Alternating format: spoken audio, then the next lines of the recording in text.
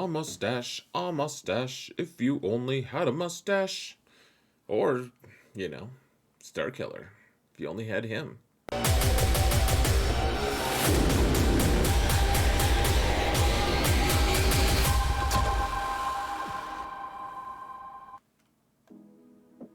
Hello, everyone, and welcome to another episode of Zareth Prevails. Today, we're going to talk about a couple different things. First, we're going to talk about Starkiller and if we should rush him. I actually did some math here. I'm going to tell you about it.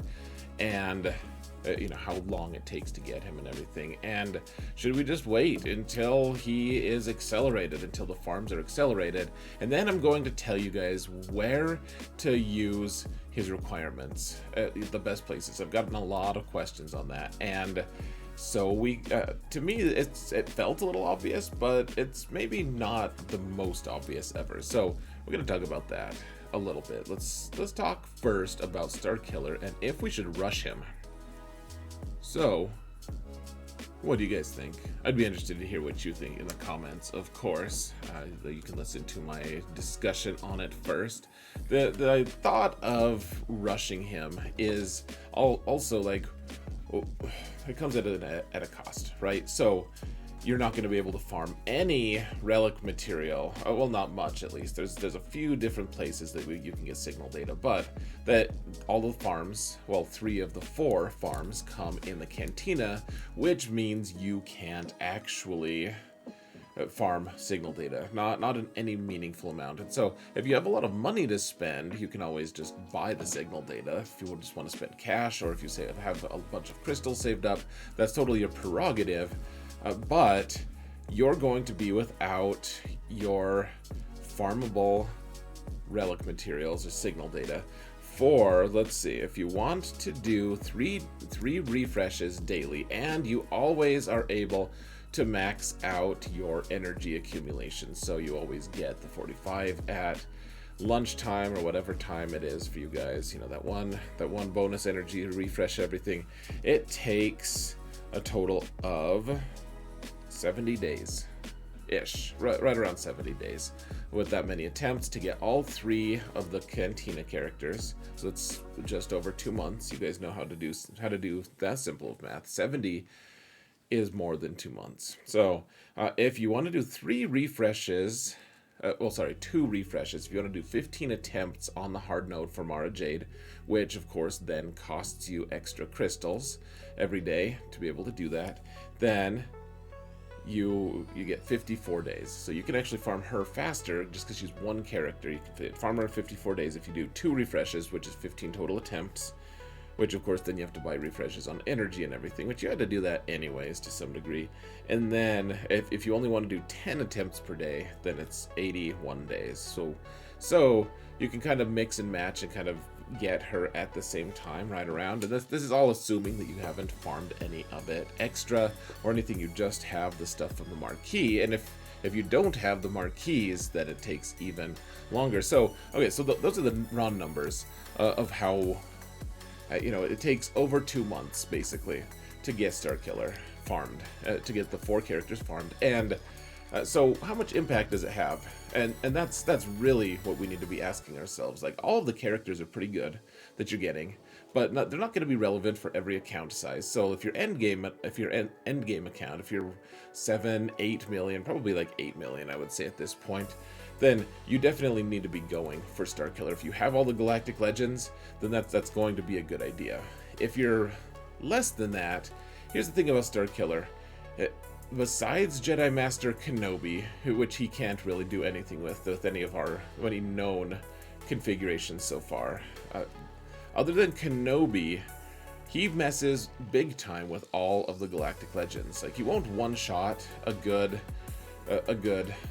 Lord Vader team, but a lot of times, depending on if there's Malak involved and everything, like, he can one-shot Jedi Master Luke, Rey. He can one-shot Supreme Leader Kylo sometimes. I mean, it's not always super duper consistent, but he's very relevant in the off-meta counter discussion. And so there's that aspect. It's nice to have him, but if you're close to getting a Galactic Legend of your own, then maybe get done with that farm first, because all the Galactic Legends kill each other, of course, and they do really well, and they're way more powerful than Starkiller is. Starkiller is relatively easy to counter if he's on defense, if you have the right team to counter him, and everything.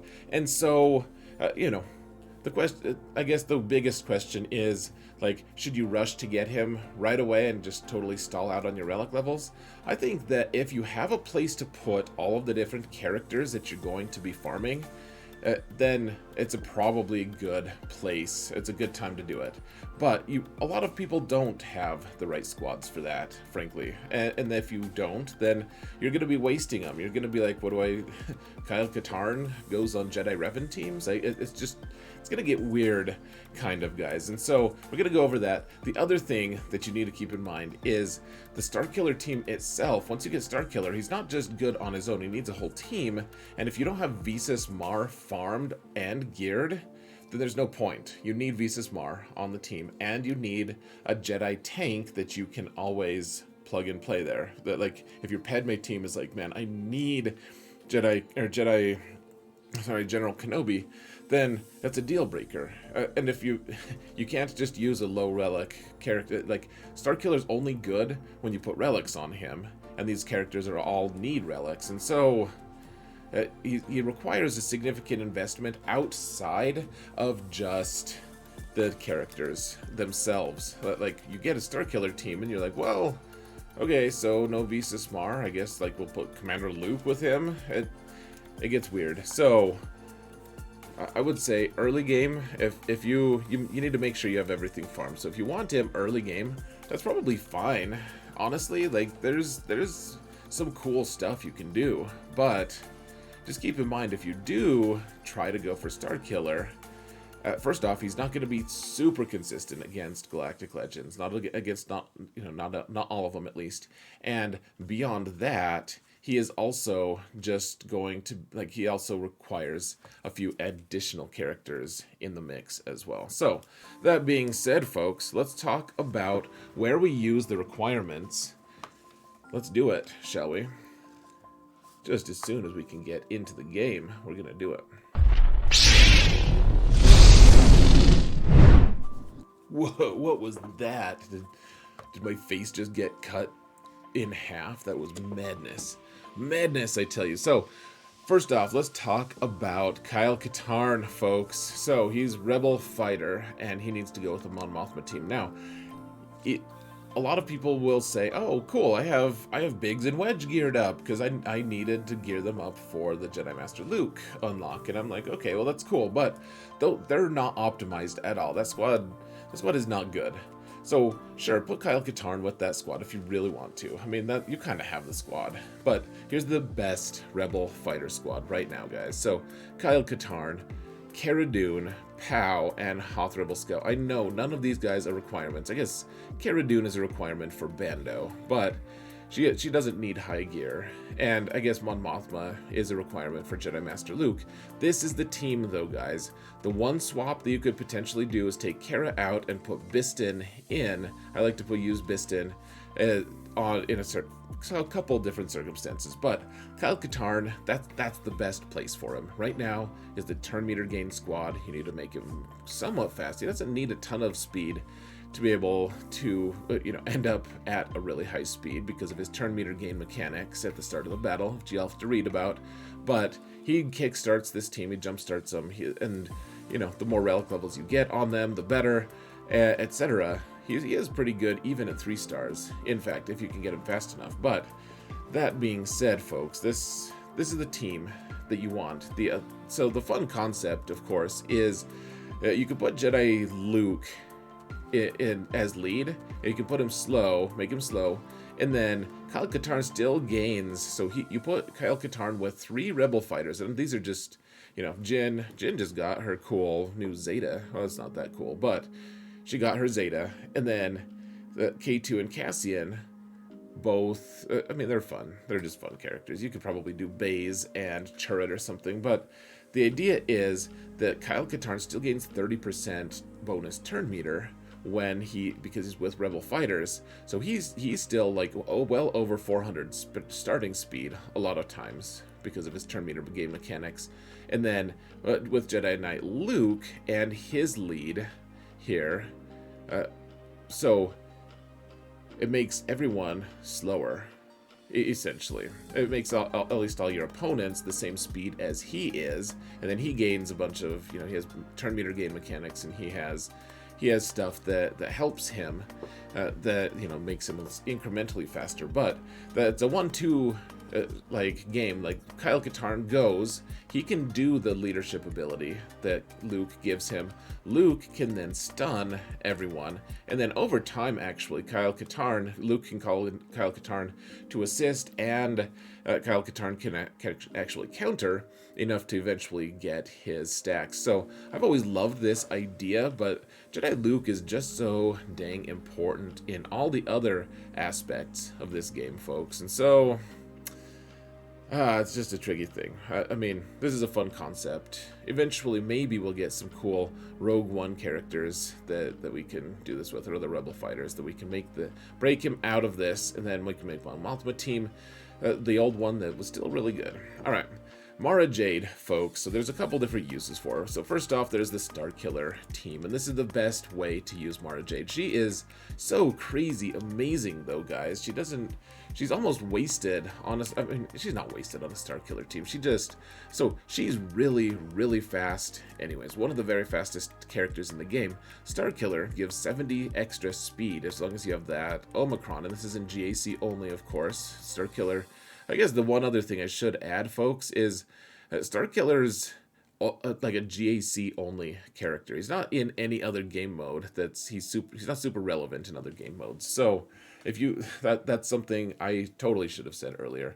If you don't love GAC, if you don't care how you do, and you don't want to spend an Omicron on him, then he's almost not worth it.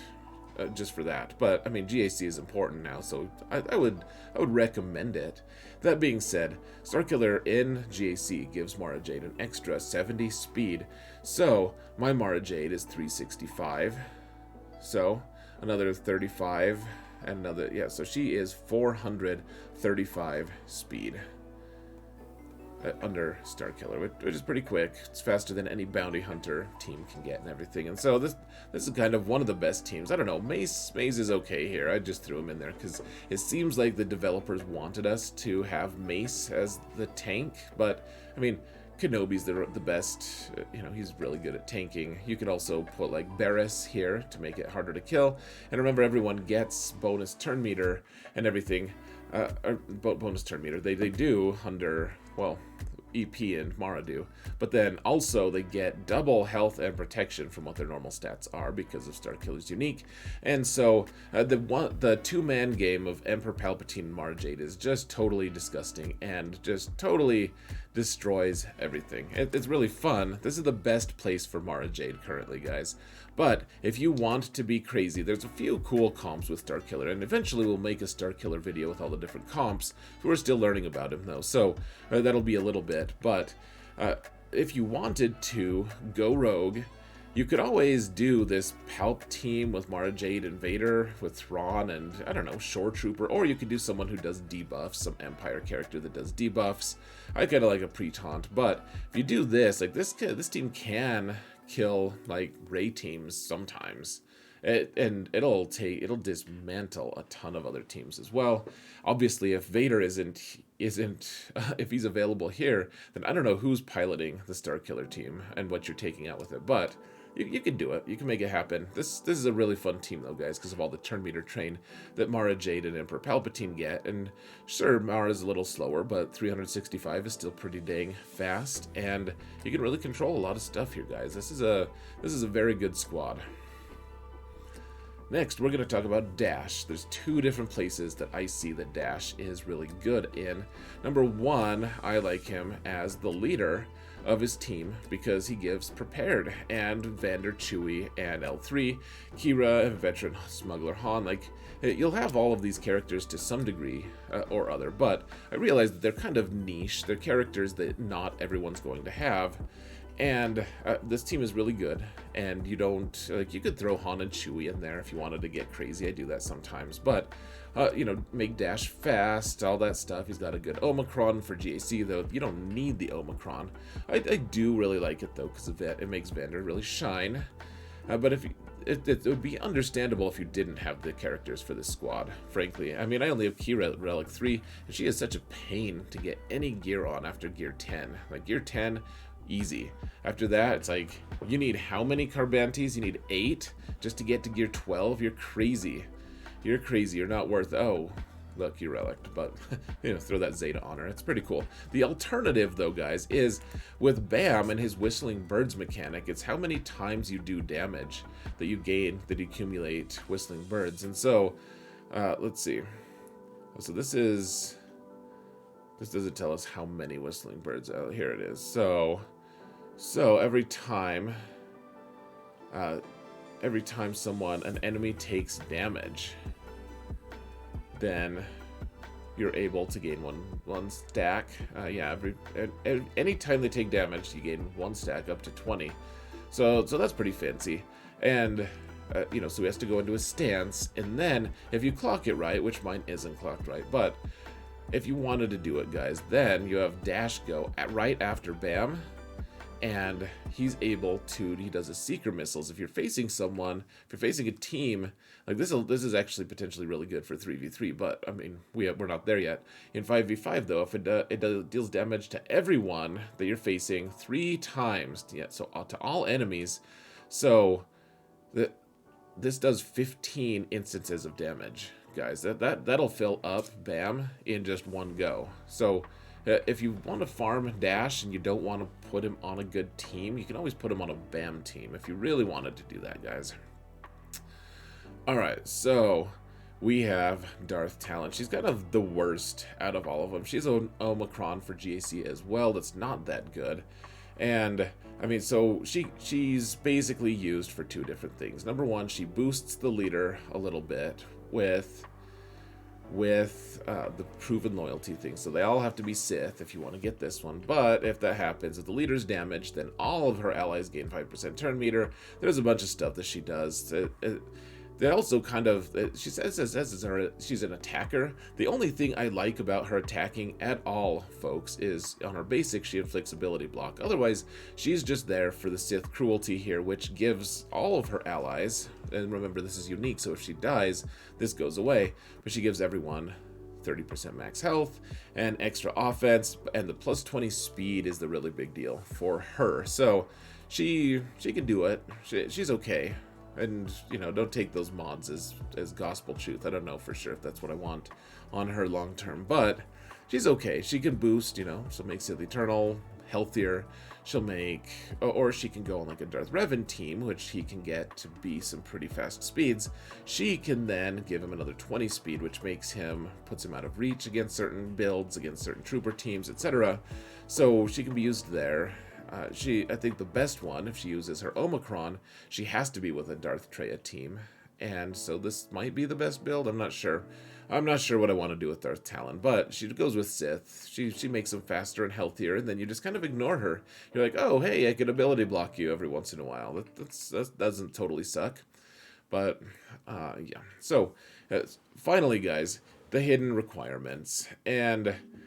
you know, so this is the Starkiller thing again. I guess I did kind of build it in. So we've got Visas. Obviously, you need Visas for the team. Barriss is also very good on the team, and you probably want to have her available for Starkiller, Plo Koon, and Mace Windu. I just have them as like Jedi tanks. Those are things you're gonna have to keep in mind. You know, you could do Juhani, you could put Kanan in. You don't need a great tank, because they'll cause you to taunt. Though I guess Mace Windu has his own weird version of taunt as well. So, overall, folks, Starkiller's a good character. He's not absolutely essential. Not yet, at least. He might be a requirement for an unlock character at some point for a Galactic Legend. I wouldn't be too surprised, but he's good. He's not amazing. He's fine. And then his characters are all important parts of good current teams in GAC and otherwise. So, Mara Jade is actually amazing in territory wars. She's very worthwhile. Like, if you put her Omicron on, it's amazing. She's like God mode in territory wars if you're into that. So, you get a lot of benefit from it. It takes a while to farm. Guys, let me know what you think. I'm going to let you go. Thank you all so much for watching, and remember that in all things, Xerath prevails.